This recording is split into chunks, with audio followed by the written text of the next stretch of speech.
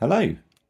So thank you firstly for purchasing a Lumos, or if it was a gift, I hope you love using it.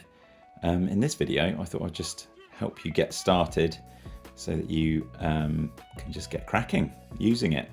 So firstly, this is the Lumos Duo, which splits in the middle, and which means that you can flip the pen very easily and have two different inks or two different tips in either side.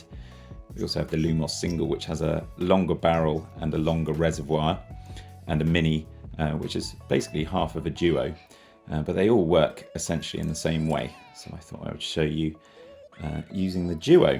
So to refill your ink, all you have to do is grab this section of the pen and untwist it, and then you can very easily just pop it straight into your sample ink bottle, and then you'll see the ink coming up through capillary action through this cotton core reservoir.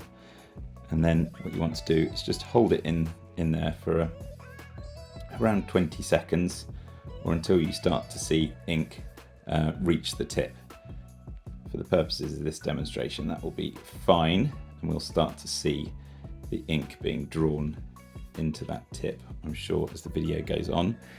But then all you have to do is pop it into the barrel of your pen.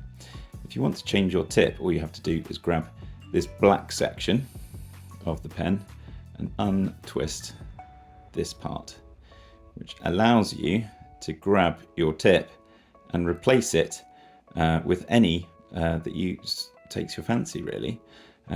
If you want to put in a fiber tip, you install it by screwing that part over it.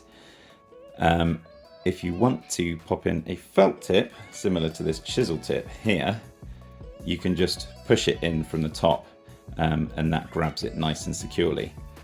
There are 3 different tips as well, different styles. So this is a fine liner, this is a writing tip, and this is the felt tip, as I mentioned before, and they all have slightly different qualities. So the writing tip is really durable. You can start to see the ink coming through now.